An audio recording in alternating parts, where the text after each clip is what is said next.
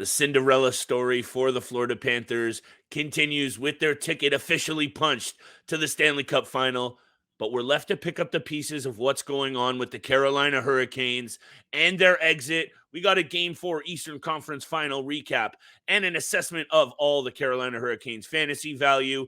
Plus, we got to talk a little bit about who the Florida Panthers are better suited to face in this Cup Final. Thank you for joining us for Friday's episode. Let's get right to it. You're Locked On Fantasy Hockey, your daily podcast on fantasy hockey. Part of the Locked On Podcast Network, your team every day.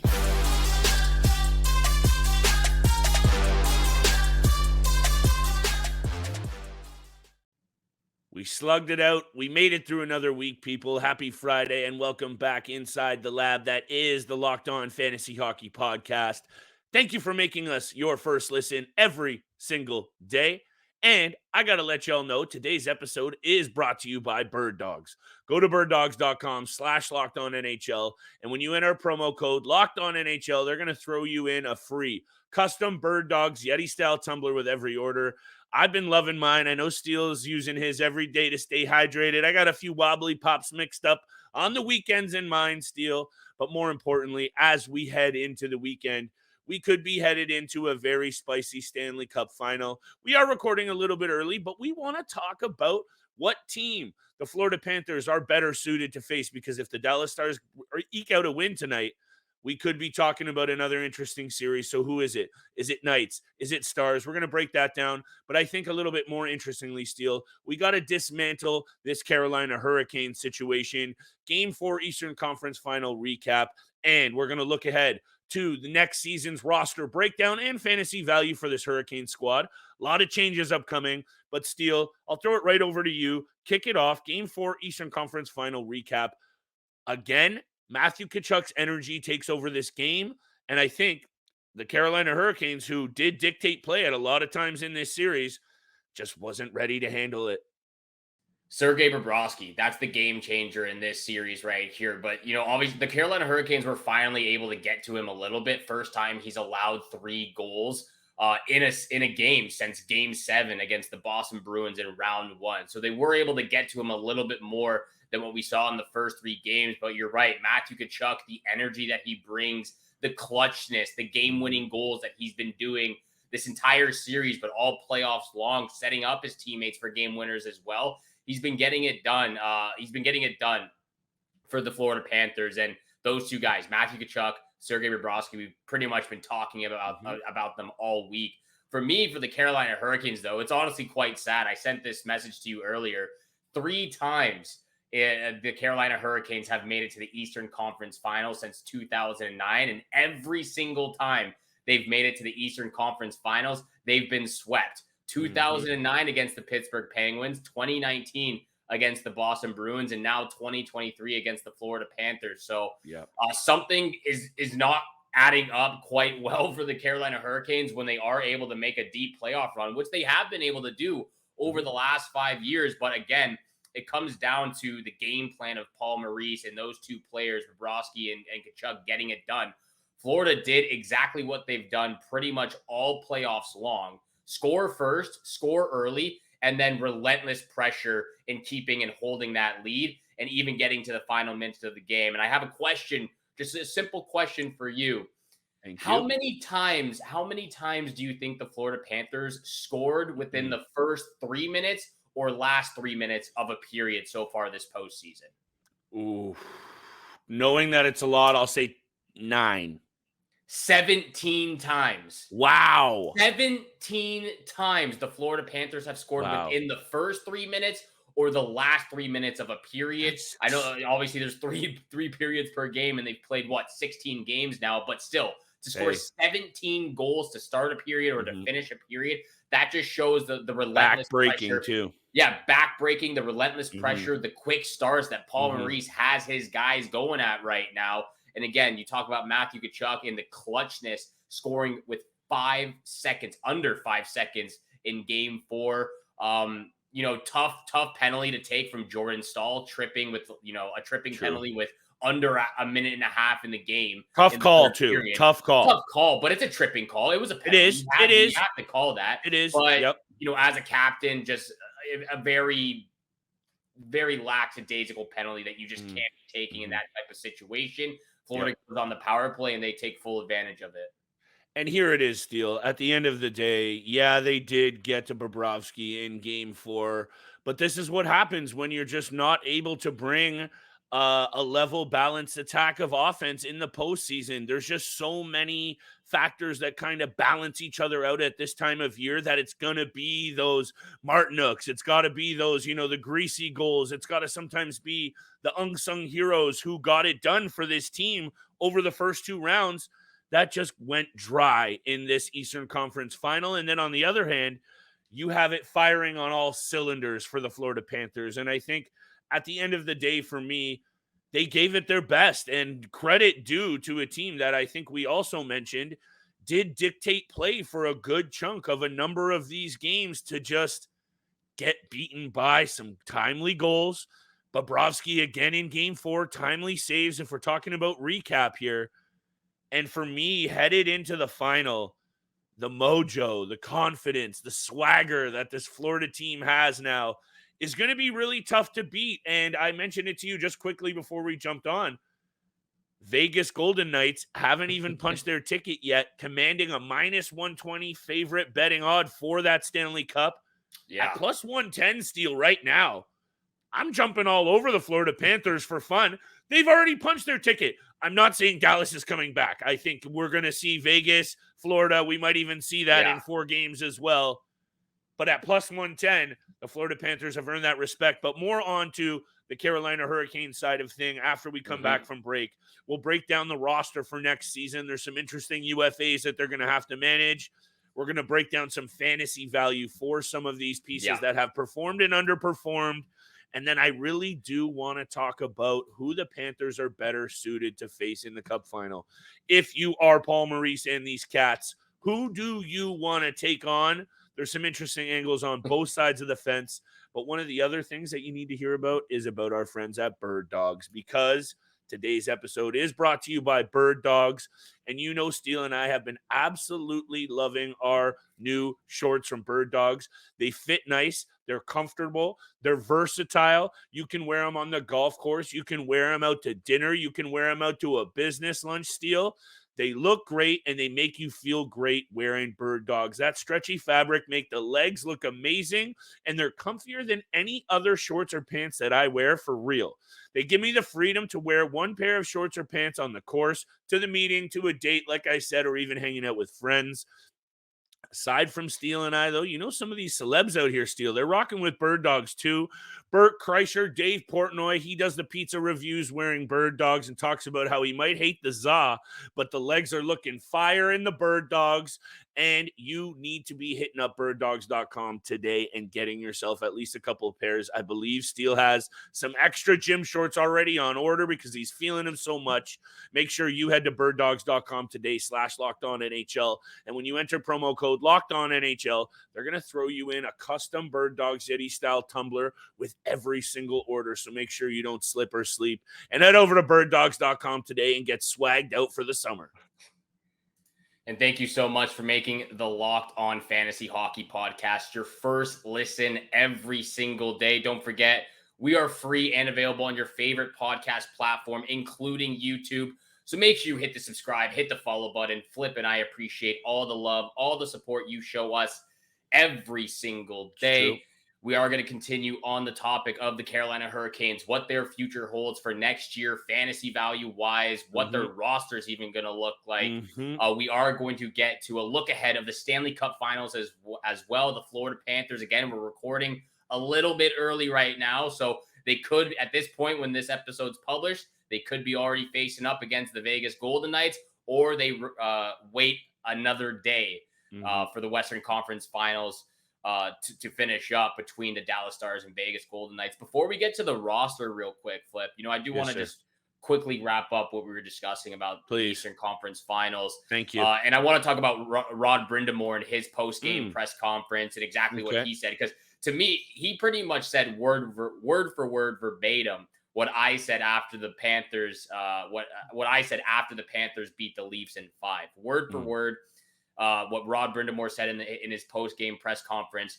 That's not what happened. We didn't lose 4 games. We got beat, but we were right there and easily could have been the other way, 4-0 us. And that's pretty much exactly what I said against the Panthers and Toronto Maple Leafs. It easily could have been the other way. And, to your comment about the lack of offense, the Carolina Hurricanes did have a lack of offense, but I think it more so showcased the incredible ability of the Florida Panthers and the Carolina Hurricanes defensively in this series, because it's not like the Florida Panthers were scoring a ton of goals either. They had a game where they won 1-0, a 2-1 overtime, a 3-2.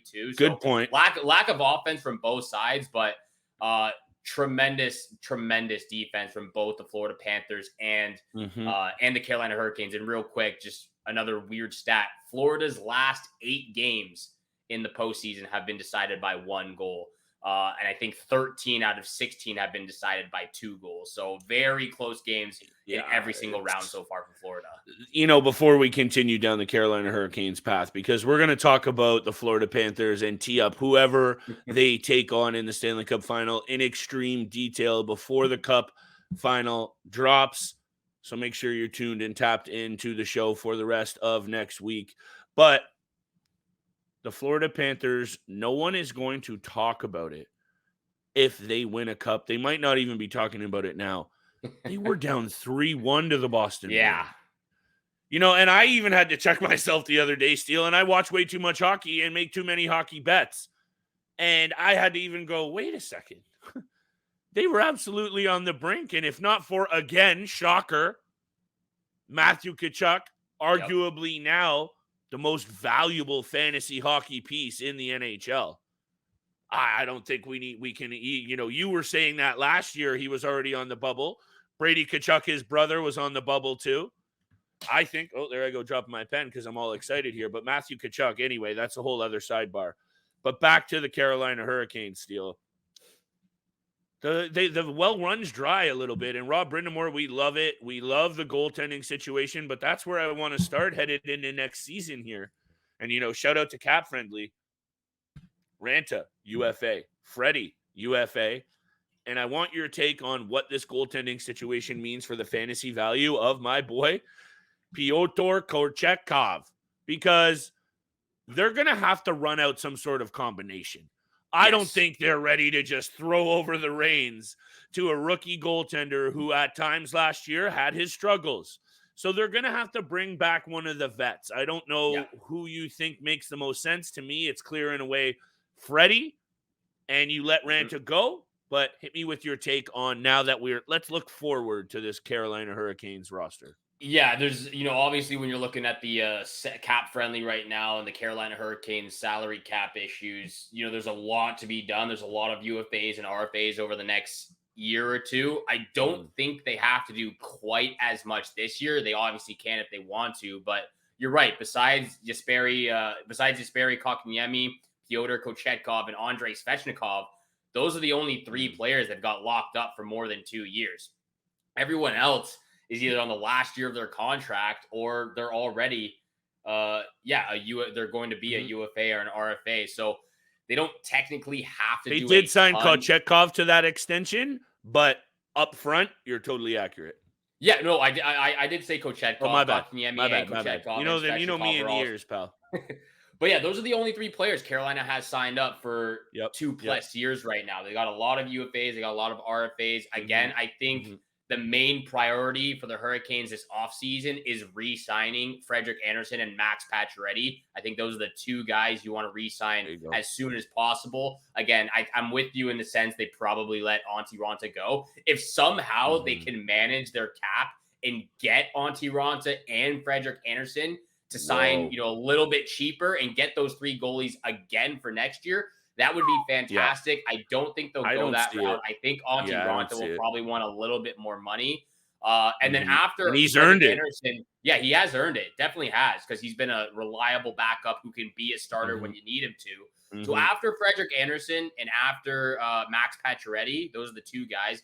I think right behind those 2 are Jesper Fast and Jordan Staal. I think those 2 guys will take, very team-friendly deals Jordan Staal is going to want to remain a Carolina Hurricane. He's been the captain the last few years, taking it over for his brother Eric Staal when he got traded or left the team a few years or, a while back now. But I think after Anderson and Pacioretty, it's Jesper Fast and Jordan Staal. And then again, you've got 5 guys on entry-level contracts. Jack Drury, Seth Jarvis, Ryan Suzuki up front. So they've got guys on entry-level contracts right now. Again, maybe you let Antti Raanta and Shane Gostisbehere walk. So you got to think they let Gostisbehere walk after how soft he was. Create a little extra cap space for those guys. But truly, again, I don't think it's going to be a very busy summer for them, but it will be the summer of 2024. They'll have so much on their plate to do. So maybe they just get it out of the way. They've got to re-sign Sebastian Aho, Martin Necas, Teuvo Teravainen, Jordan Martinook, Seth Jarvis, and Jack Drury. Again, will be at the end of their entry-level contract.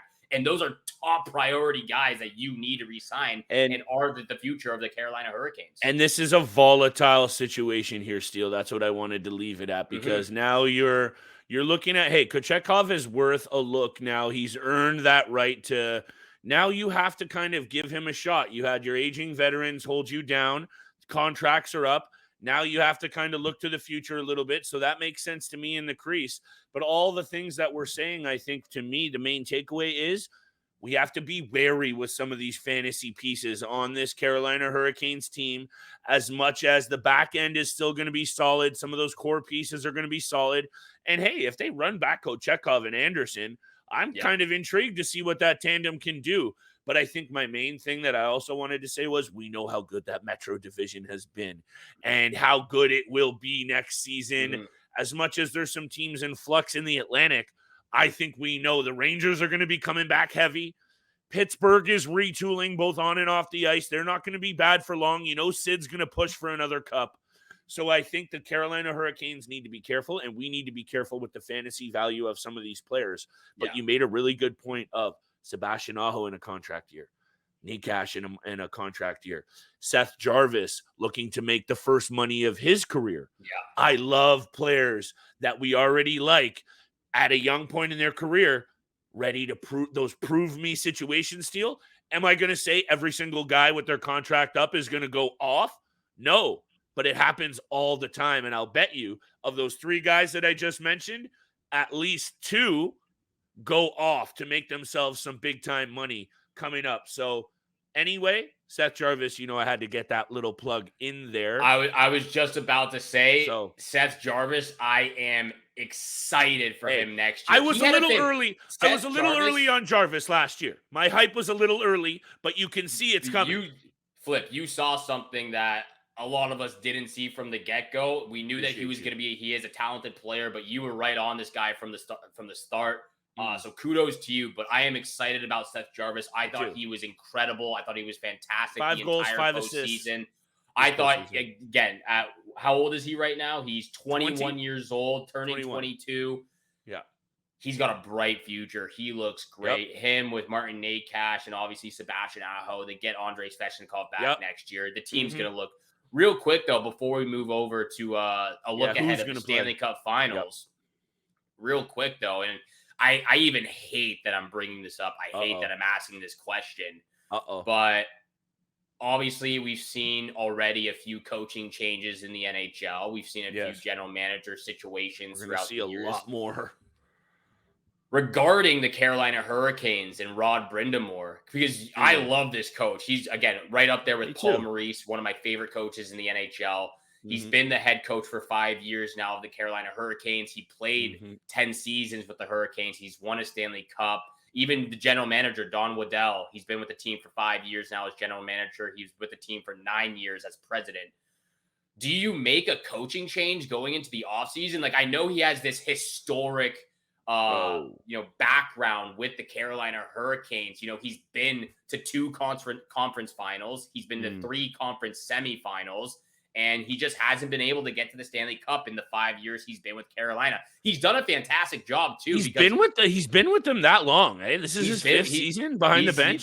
This was his 5th season with the Carolina Hurricanes. The last 3 years, he's finished top of the Metropolitan Division, and he's been in the playoffs all 5 years. So he's doing an incredible job. He's getting deep playoff runs. just can't get to the Stanley Cup Finals and eventually win it.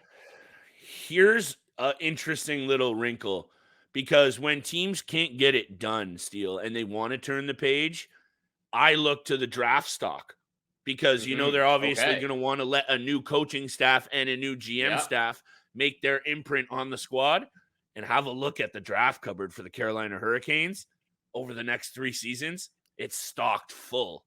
Yeah. How about next season? They have their first 4 rounds. They have 2 5th-rounders and 2 6th-rounders. And then next draft, 4 picks in the first 3 rounds.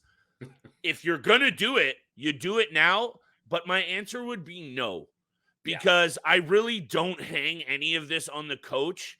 There were some questionable situations this year up in the front office either. I don't think so. I think it came down to just a bit unlucky with this team with the injuries. And I hate to say that because they caught a hot team. And they caught a really hot team, but they have to wake up for next season, right? Because my leash with them is going to be shorter next year. I'm okay with the way that they went out this year. Yeah, they go out with a whimper in the Eastern Conference Final, but those numbers indicated that they really were right there. So my long answer, really, really long, Steele, I run back with Brind'Amour for sure for at least 1 more year.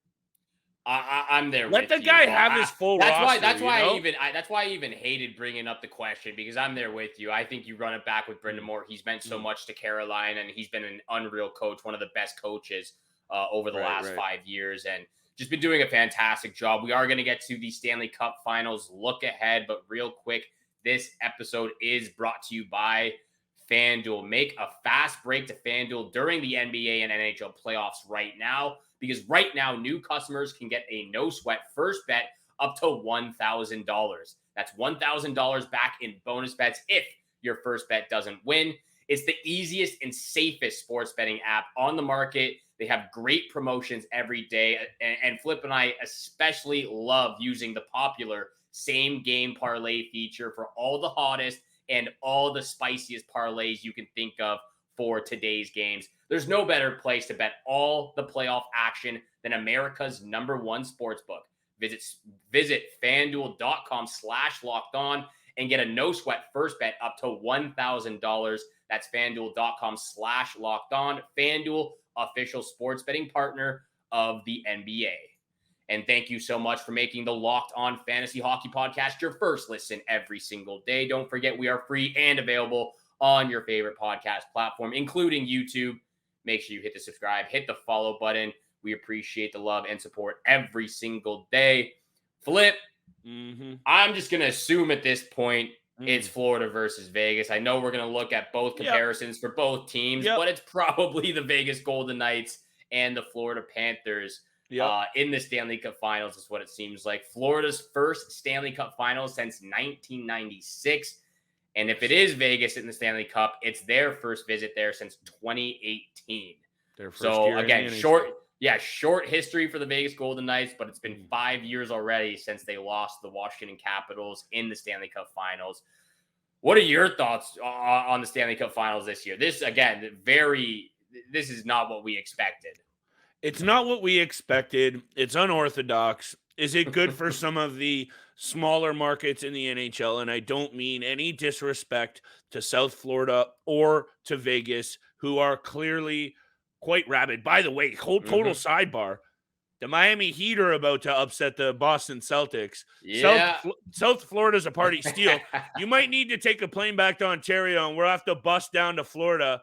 Or maybe I'll meet you there, because it's about to be a sports party in South Beach. That's a whole other situation. But the situation that's at hand, realistically, yes, it's the Vegas Golden Knights against the Florida Panthers. But for the sake of us actually, and still for the people still listening, shout out to all those folks holding us down. We will be here all summer, by the way, people, and helping you with your draft. So stay tuned in. I think that the Dallas Stars, of course, they've been outplayed by the Vegas Golden Knights. But when you look at the 2 games the Panthers played against the Dallas Stars this year, they got dusted aside. Dallas scored 11 goals against the Panthers in 2 games.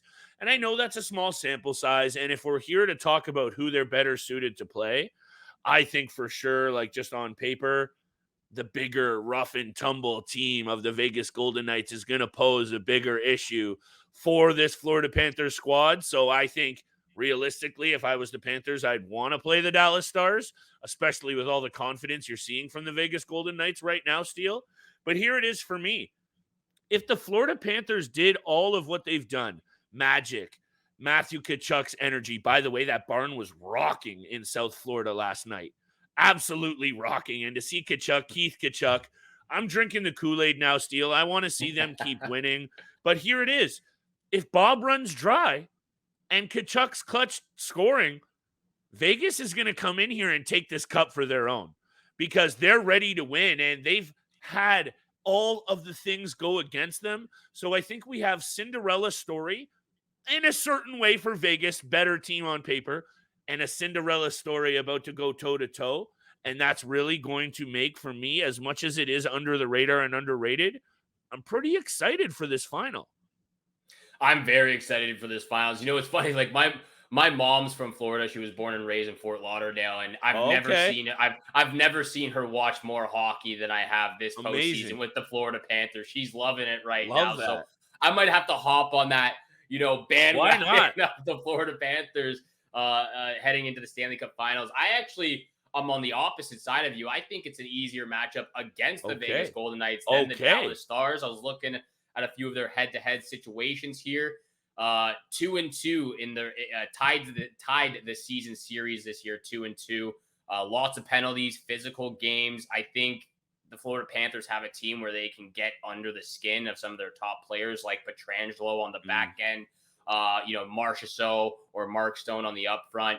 What I'm really excited about, though, is the competition between Jack Eichel and Matthew Tkachuk. I think this is going to be phenomenal. We're talking about Jack Eichel, 2nd overall pick in 2015, Tkachuk, 6th overall pick in 2016. And it's to me, it's funny enough that Eichel, who was traded in November of 2021, Tkachuk, who was traded in July of 2022, now are both finding themselves probably in the Stanley Cup Final. I like the parallels you're drawing here. Recording a little bit early, but I'm just assuming the Vegas Golden Knights are in No. Let's go. Come on. They're going to probably sweep. They're probably going to sweep, especially without Jamie Benn in this situation. But yeah, the competition between Jack Eichel and Matthew Tkachuk, to me, Matthew Tkachuk, a top 10 fantasy player now. Eichel, probably at least a 2nd-round fantasy draft pick. At least I would put him that high. Yeah, you would.